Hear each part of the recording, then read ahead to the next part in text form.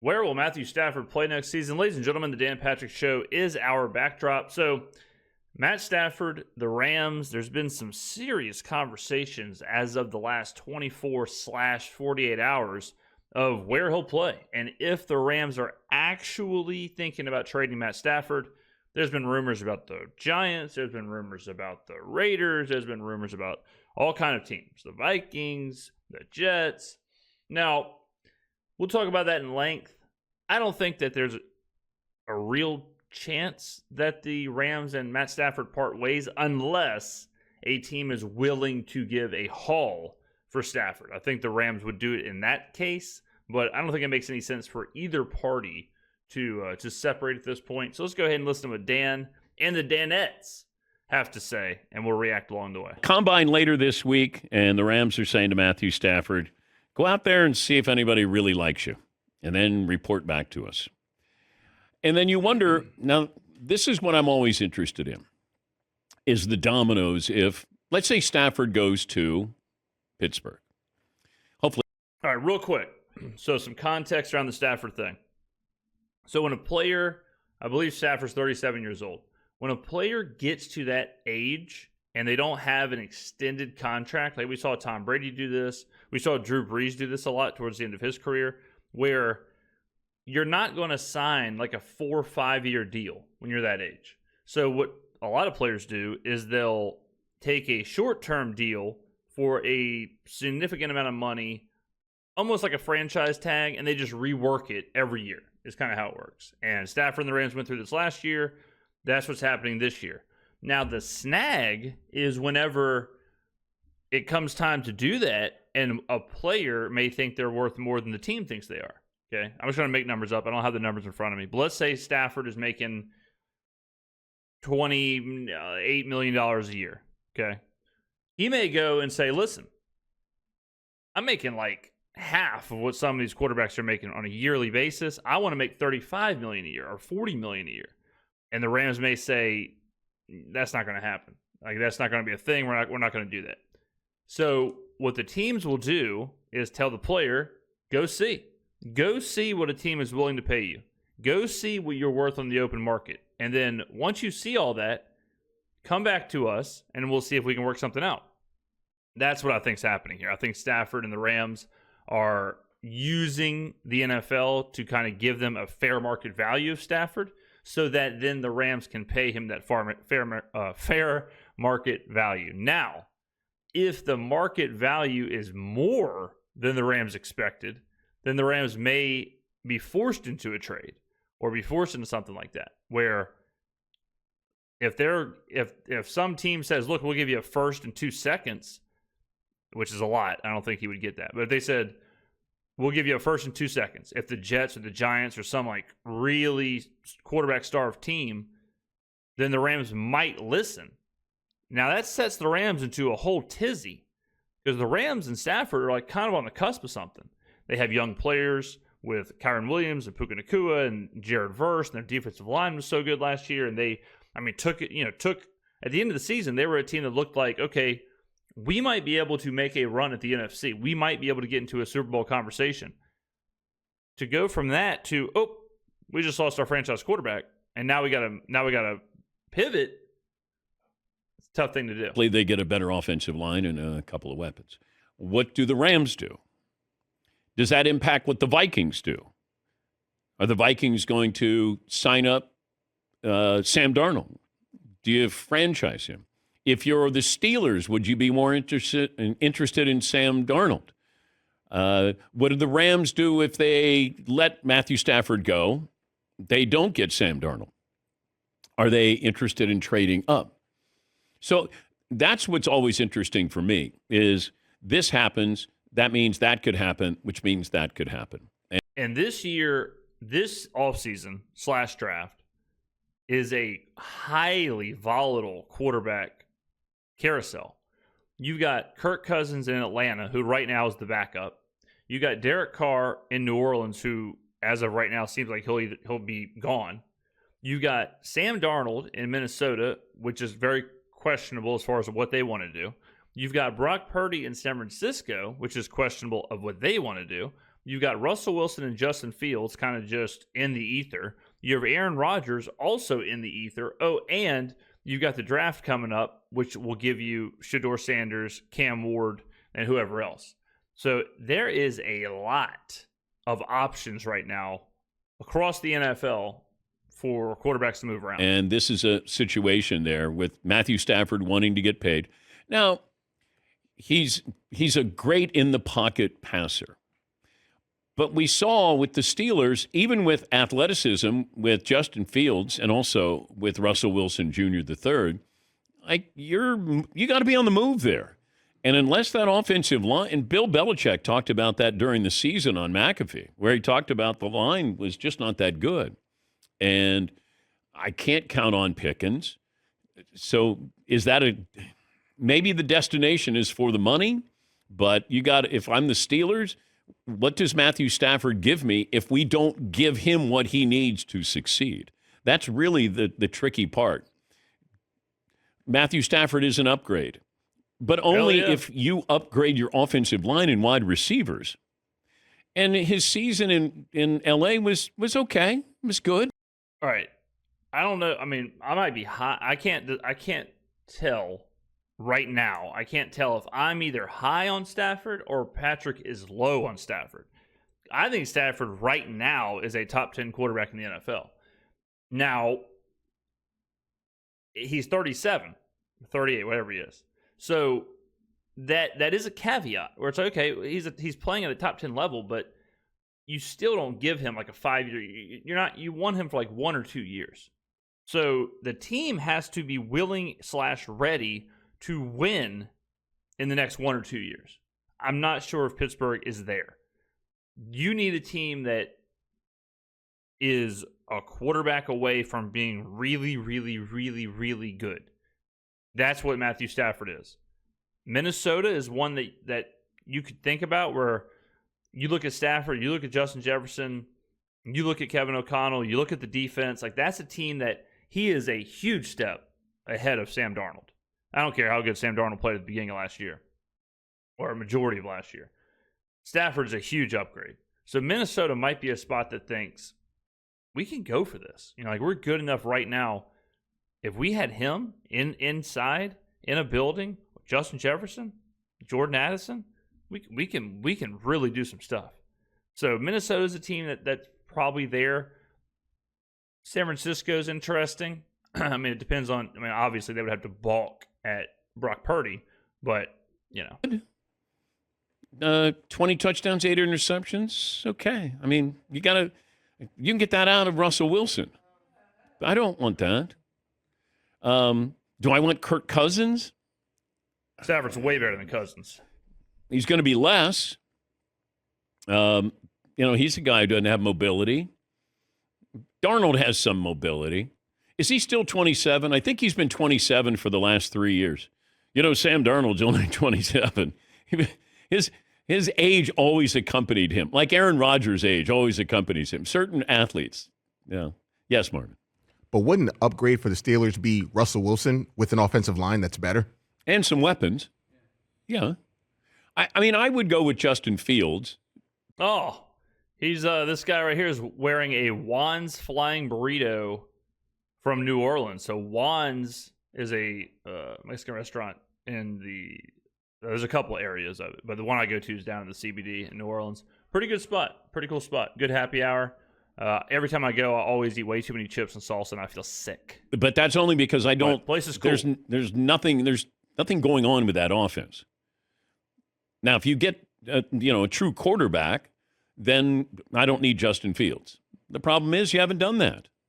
Yeah, Paulie. Do you think the Rams are hoping someone gives a big deal to Stafford for 2 years so they could tell their fan base, we made an offer to him. We made a gentleman's offer, a good offer, and he went elsewhere, like pin it on him?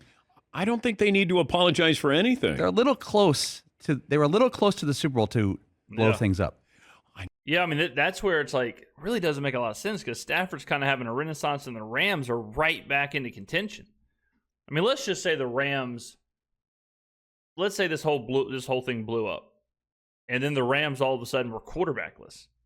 It's crazy how fast they would go from, okay, well, I mean, who's their backup quarterback? Stetson Bennett? Like, all of a sudden, they're going from legitimate NFC title hopes to kind of in a rebuild, kind of trying to find a quarterback. I don't think if this does go, upside down, they would be forced to move on another one of these quarterbacks. They'd be forced to move on Fields or Wilson or Darnold or whoever or Rodgers. And maybe they can survive. Like, maybe Rodgers, maybe that's the thought inside the building. And again, I think a lot of this is smoke and fire. Like, I think this is all kind of smoke and mirrors. Like, I don't think they really want to trade him or get rid of him or whatever. But if it did happen, there's something to the idea of, well, we'll just get Aaron Rodgers. And we believe that Rodgers with McVay, with Puka, with Cooper Kupp, they're talking about trading him or whatever. But with these players, Kyron Williams, good defense, like maybe we can get close to the same thing out of them. If that's the thought, and you think you can get some draft capital in return for Stafford, maybe you do it there. But, and not to mention, like, Stafford, right now he's attached to what some would say is one of the best coaches is the best coach in the NFL, or the best offensive play caller, the best offensive mind in the NFL. So, weird spot to leave from. I know. I thought they were going to beat the Eagles. I thought that was a game-winning drive. If they had a worse season this year or didn't do anything in the playoffs, it'd be easy to move on. Yeah, they became, and I know there were people who thought that they were a legit playoff team, but they were more than that. Yeah, like, you go to Philly in the snow, and you have the ball with a chance to go to the Super Bowl. One or two plays, all of a sudden you're kicking the extra point. You're playing in the Super Bowl. But, they're probably looking at Matthew Stafford and saying, do we want to pay you $55 million? He wants the going rate. He's just, I wouldn't pay it. I get it. Yeah, I mean, you can't do that because, okay, here's another thing you got to think about. And again, I don't have all these contracts in front of me. But right now, the going rate for a contracted quarterback, so what I mean by that is if you sign a quarterback to an extended contract, their average salary on a yearly basis is like $50 million plus, okay? Now, if you go and look at the top 10 paid quarterbacks, I would assume a majority of those top 10 are under 30 years old, right? Or around that age. So it's like Tua is probably making, like $50 million a year. Is Stafford better than Tua? Yeah. But Tua is younger. There's a developmental side to it. Stafford, that is not the case. So there's no one's going to pay Stafford $50-something million. That would be insane. He's 37. So that ain't it. But if he's making $28 million and he sees relatively average quarterbacks making 50 plus, I could see where he would want to be closer to that 37, 36 world, which is still a lot. But who's desperate to pay for that? Like, the Giants aren't ready to win. No. Matthew Stafford want to walk into that? Like, where do you want to go? Going to the Rams, they had talent there. Well, the Rams, when Stafford went there, he was going there to win a Super Bowl. They were a Super Bowl team who were a quarterback away. The Vikings would be a good shout. You want to go to, like, if you're Matt Stafford, I'm assuming you'd want to play indoors. I'm assuming you'd want to play on a good team, a good offensive team with weapons and a good play caller. That's what you'd want. That is like, Minnesota is that. San Francisco's not indoors, but they could be that. Miami is interesting just from a roster-wise. They're not going to do anything because of Tua, but they would be kind of interesting. But, like, why would you want to go to Pittsburgh or the Giants? Like, the Giants, like Dan said, like, the Giants aren't winning anything. And he was the missing piece. Now where are you going? It's not like he can go back to the Lions because be like, hey, they'd be a good team to play for right now. But I'm curious about Stafford because he can still play a couple of years. Aaron Rodgers is going to get all the clicks. Like, everybody wants to talk about Aaron Rodgers just because Aaron Rodgers brings clicks. But, is he going to end up in Vegas for a year? Because if I'm Tom Brady has known Shedeur Sanders a long time. Known Dion. He's worked with Shedeur Sanders, so he knows what he is. Will he be there? And would Tom draft? Does Tom want to draft him? Now, a lot of times those who play aren't very good at assessing those who play. Yes. Sometimes the Michael Jordan you're effect. just great at what you do. Michael Jordan, prime example. He could play, but, when I think about the guy who could play, who could then pick out talent, Jerry West. He had an innate ability to be able to go. I think Brady and Jordan are a little different.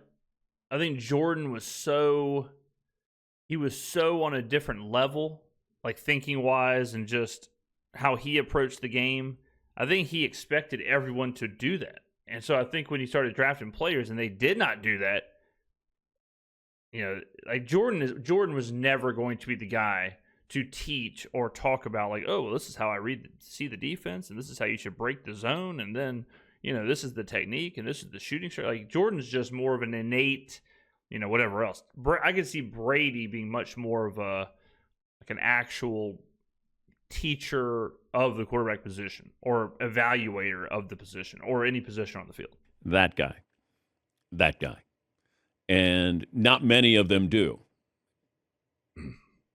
But I think that'll be interesting what Tom's role is in what kind of. Like if you watch the Last Dance documentary, there's a lot of that with Jordan where a lot of his teammates were like, yeah, we would go to practice and, Jordan was just, you couldn't talk to him. You couldn't connect with him. He would fight you. He was out of control at practice because he was just operating on a crazy different level. And he expected everyone to be operating at that. And then when people weren't, it just blew his mind and I guess frustrated him. Quarterback he wants for that team. Yeah, Paulie. I have a quick NFL game for you based off a couple quarterbacks you mentioned. Okay. Whom has made more money up to this point in their career? Kirk Cousins or Matthew Stafford? Cousins. Both made a lot. Both have done very well. Very well. They're not hurting. I'm going to say. You're going to go last, Dan. Oh, okay. Todd. I'm going to say Cousins. Seaton. I think it's going to be Stafford. All right. Marvin. Stafford. I'm going to go Kirk D. Cousins. Matthew Stafford has made more by $50 million. Kirk Cousins has made $294 million. Now, Kirk has a lot on the way of guaranteed money. Kirk could finish at $411 million. Yeah. Matthew Stafford, up to this point, has made $364 million. But if the Falcons, when they cut Kirk Cousins, then nothing's guaranteed, though. Can't they get out from? I don't know if they can get out of 2025. Yeah, they can't get out of all of it. That I have to check. Okay. I think they have to eat 2025. I think they can save like $10 million if they cut him. But It's something Matthew minute. Stafford, It's something small. $364 million and counting. Dang. But wouldn't you want to? I don't know. Maybe his wife doesn't like L.A. I don't know.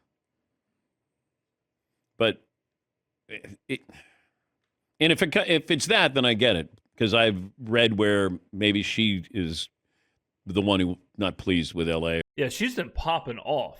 I mean, she started a podcast or something. She's been letting it rip. Once out. So I want to be fair with the story. I don't know, but man, I'd play for a discount if I could play for the Rams. Yeah, hell yeah. Play half my game, well, especially at that point. Like, and I hate talking about this because you never know.